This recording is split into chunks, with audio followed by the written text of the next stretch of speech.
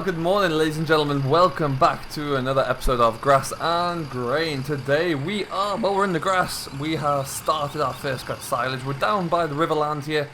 And this is the first kind of paddock I always mow down, just to kind of have a bit of a test, really. Make sure the equipment's all working well. And then we're going to go on. We've got quite a few fields we can get through today, with the view to kind of putting this into our pit maybe tomorrow, if all goes well. But for now, yeah, like I say, we're just going to go and head back on into the tractor. We're in the Fendt 818, sorry, and we have, yeah, we've twin mowed it, so we've got the little Vicon on the front with the Coon on the back there, and it's a nice little mowing rig. We can get through some great acres with this when it's all going well. But yeah, like I say, for now, we're just going to go and head back over around the corner here, really. We've got some more Riverland we can get cracking with. And yeah, it's nice and dry today. The forecast looks good for the rest of the day also. So I don't think we're going to have any problems with that. And yeah, we should be able to get cracking there and make some good progress. So we've got these two fields left and right. So we'll get the gates. Well, there's no gate for the one on the left, so we'll tuck into that one first. There we go. Oh, cars, we're always trying to get up behind you. So we'll unload these. Like I say, this field is, this one's not particularly big here. We're looking at about 7 acres for this one, and then about 10 over the road there. And then we have a few, like I say, there's a few more on the other side of the main farm buildings and over the river we can go to. And we should get cracking and get rattled through these, really. So without any further ado, we're just going to engage and lower the first mower. Mower goes down and we're off. We use the Fendt for this primarily because it's the only tractor with front PTO and front linkage, so it is capable of powering a front mower. More than capable of handling these two, to be honest. It can just sink through with this without any problems at all. As you can see though, this field, it's a little bit thin on the hedge side. Plenty looking grass in the middle, to be honest, but the hedgerows are looking a little bit thin. But nonetheless, we'll get it all mowed and picked up, and then we should be good to go. Like I said yesterday, I think this is all going as part of the contract into the local biogas plant. However, we will just be putting it into our pit first and carting it over as silage when it's ready to go, because we can get a slightly better deal doing it that way, as far as we're concerned at least. And it means that we don't have to cart too far either, 'cause at the moment it's all just located around the main yard, which is good. So we'll get that done, and then we can, yeah, like I say, hopefully we'll get the team in and we'll come in, lift this maybe tomorrow if it stays like this. If it dries out, if it's taking a little bit longer, then maybe it'll be Wednesday morning, but yeah, we'll get it done nonetheless either way. And really not a very big field at all. There we go. Let's take our time, don't want to miss any bits. And on we go. So typically I will do 3 times around, so we'll get 6 headlands. We don't trail the trailer behind the forager, so it makes it a little bit easier to turn with just 6 headlands. And that'll give us 3 headlands once it's all been rowed up as well. So that's plenty big enough for what we typically have. And yeah, with the fleet of tractors, we should probably only need from here actually just the 2 tractors and trailers to cart it back. It's not that far. But yeah, all looking good. Very happy that we were able to get this started. Typically we're going to have a lot of grass to do this year. We've got the dairy land to do on the top of the valley there for Jerry, beg your pardon. So Jerry's going to need to let me know when that's good. Otherwise we're all kind of looking good. And we should be able to get everything done. If the weather stays good again, that's the main thing. If the weather's fitting well, then we should get like 4 weeks, we'll get a lot of our grass work done. But the big question is always on the weather, so we'll have to wait and see on that front. But yeah, we serviced up all of our equipment before the season starts, as we do every season, and it's looking great. It's sounding great. Absolutely purred through that first field we did without any hesitation, which is always fantastic news. So we'll look to continue that and see how we get on. What we might do at this stage though is we're going to keep cracking on. We'll get this little field done, and then we'll probably come back to you actually once we get into the field down by the river there, and well, there's some nicer shots we can get hold of down by the river, so we'll get set away there and we'll see how it all looks.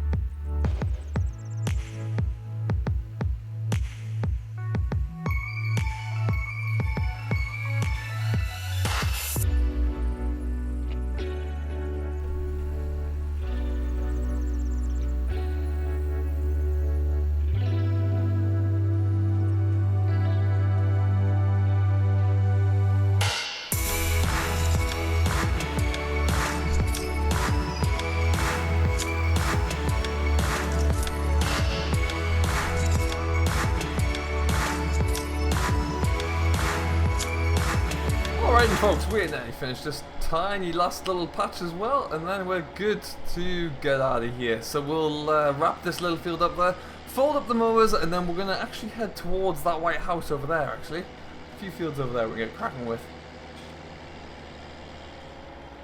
So it shouldn't take us too long. There's a few little bits I want to just tidy up around here as well, though, just to make sure we get everything mowed down.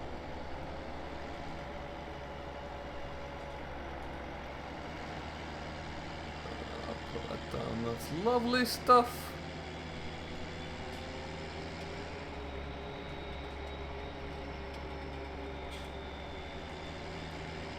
Alright then, and that's another field done in the books. So we'll just fold up the coon and the Vicon there, and then we're out of here. Really doesn't take long to get going here with this setup. In this part of the region as well, we don't really have a great number of large fields, to be honest. There's a lot of kind of small and tight fields, so anything bigger would just be a pain, to be honest. I think we'd start to really struggle with just daily, like with entering and exiting vehicles. The roads are quite narrow and tight, as you've well seen around here, so it's yeah, anything too big and it just becomes a bit of a hazard more than a help.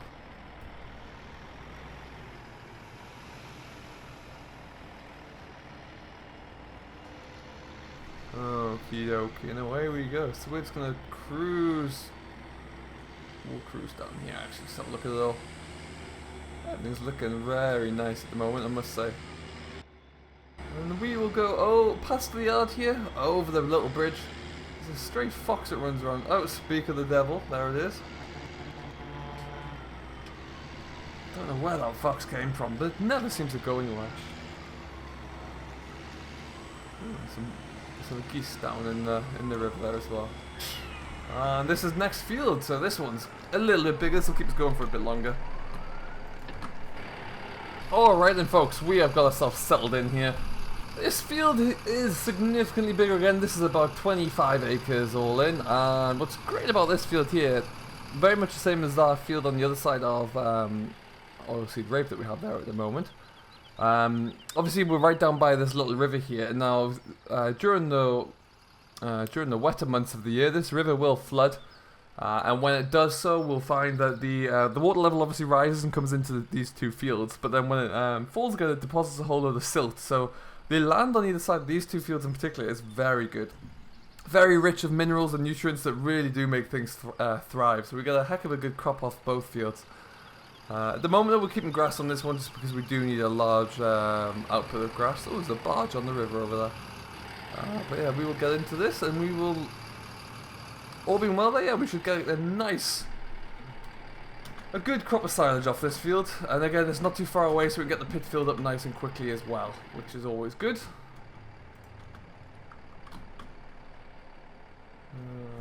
So, let's just, we got everything good to go. Mowers are away. With this fence here, we have our mowers and our hydraulics set up to our joystick here, and our PTO can be toggled off very quickly as well.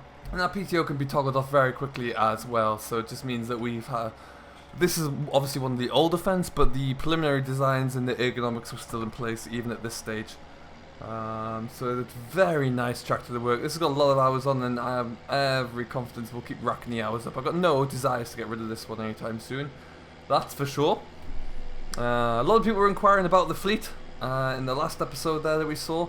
To be honest, everything works so well. We have everything checked over at least annually, occasionally every 6 months, just to ensure that it's all looking good there. And we find that everything's running through smoothly. With my background in engineering, I'm able to service all the tractors ourselves, so we don't have to rely on the extra costs there, which is always great. And then yeah, we are able to keep a nice, tidy, well worked, well maintained fleet. That John Deere, the 4850, has been with us for years, and it's just perfect at the moment. It really doesn't need anything else there. It just does absolutely everything we need it to. So yeah, I have really no desires or intentions to get rid of that, and it's cheap power. At this stage it owes me nothing, it really does, and it's something that just works so well. We'll probably look to get, we've only got a 4-furrow Kverneland plough at the moment, but I could quite easily strap a 7-furrow onto the back of that thing and it wouldn't notice it, and it would just continue to purr along. Watch these big river rocks on the side here. We'll swing out the way of those. So yeah, we will probably, well, I'm very inclined to keep hold of those for the foreseeable. And then yeah, we'll continue to see, depends on how the contract fleet goes as well, how the work goes, if there's any demands for us to switch to a particular work type that we don't quite have at the moment or we can't manage at the moment, then of course we can always look to see if we can cater that. But for now, like I say, we just, yeah, we have the 4 tractors and they all serve us perfectly. Even the old Fendt, the 11090 is ideal. It's a rare one with a 40k box in there, and it just ticks along perfectly. Pretty much is limited to carton work, and it's got the fertilizer spinner on the back of it at the moment, because it's the smallest, lightest tractor we have there, so it's ideal to get kicked out into the arable land in the spring when it's a little bit wet and sticky still. But yeah, it's absolutely ideal, so we don't need to worry about doing any more. Or you know, the sheer cost of the new machines these days would just, you know, it ties you into big long-term lease agreements or hire purchase agreements or significant debt, and we don't want any of that really. We're in a position now where we have minimal operating debt, which is great, and long may that continue. So we will see. The combine is, like I say, the combine's now 17 years old. It's doing well, ticking along well. It's showing signs of wear, as all combines do when they get to that age. So we have to be a little bit more attentive when we come to service that up in the spring. We'll be doing that after we get our silage done. And then once we get that done, of course, then it's a case of just keeping an eye on it as we operate it, making sure that any kind of odd bangs or sounds we hear, we can investigate and limit and kick out very quickly. So it's all just part of being a contractor, really, I would say. You know, look after your equipment, and the equipment will always look after yourself. So as the old adage goes, and that's what we try and do. And I think so far we've been relatively successful at that as well. For the most part, at least, so that's all we can ask on that front. We'll just tidy up this little bit here and this bit by the gate. Lovely, and now we need to get that bit done as well. Excellent.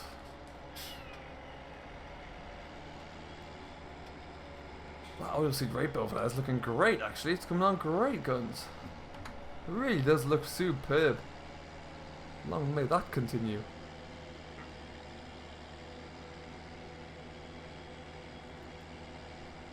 Now, this is our first crop of spring rape. Actually, we haven't brought any spring rape into this area for a while, but we're trying something different.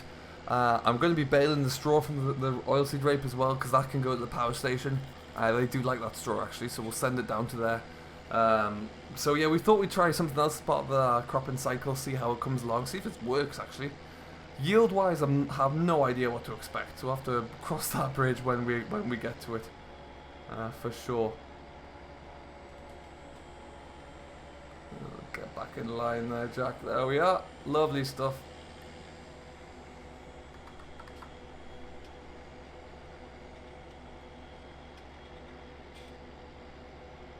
Excellent. So this field, once we get the headlands off, it's a bit of an awkward shaped field actually. We're just going to have a lot of little triangle left by the time we get around it.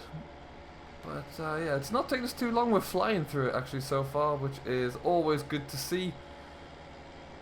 I actually can't wait to get behind the wheel of the John Deere and hook the forager up. That's the next step. Once we get the grass mowed down today, we'll definitely look at jumping onto that and just getting a good start there.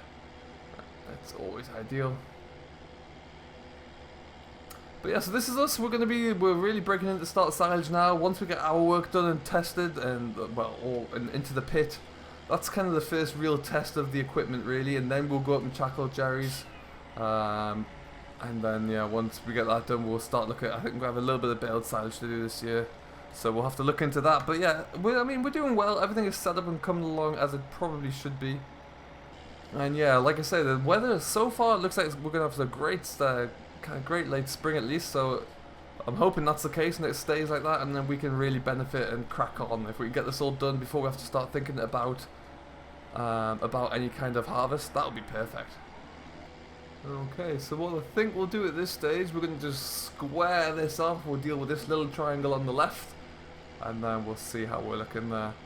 I do have GPS on this Fendt. I choose not to use it at the moment because it's just mowing. I don't really need it for that. I pretty much wouldn't use it on here for if we ever put the sprayer on here for spraying, cultivation, drilling work. But yeah, for the most part, we try and get past without it. There we go.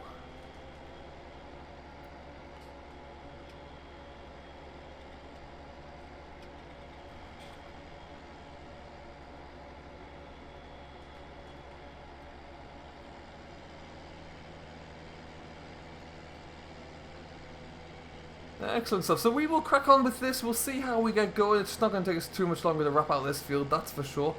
And if I just stop here as well, bring up our little map here on my PDA, and you can see this little PDA here has all of our fields mapped out, and which ones we have and which ones we need to work on, and not only ours but also our contract work as well. So you can see we'll get this field done. We've already done 34, 35, 36 up at the top there. We'll get field, we're in field 31, finishing that out now.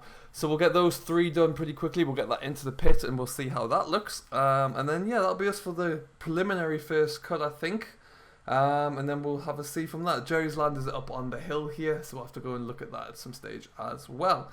But for now, yeah, we're going to keep rattling our way through. And like I say, yeah, be very happy just to get this all into the all on the deck, let it dry out, and then get the rake out tomorrow and get flying through this. It shouldn't take too long whatsoever, and then we're good to go. So we're going to work our way up here. We will leave it here though. Thank you ever so much for watching. I hope you have enjoyed, and we will catch you in the next one, where who knows, you might find us behind the seat of the 4850 and we'll be cracking on. But until then, thank you ever so much for watching. I hope you have enjoyed. If you have, don't forget to hit that like button for the video, drop a comment down below. And if you've yet to subscribe to Simulation for the Nation, who very kindly hosts all of my vlogs now and in the future. And we will see you then. So until then, do stay safe, enjoy what you're doing as always, but most importantly, happy farming.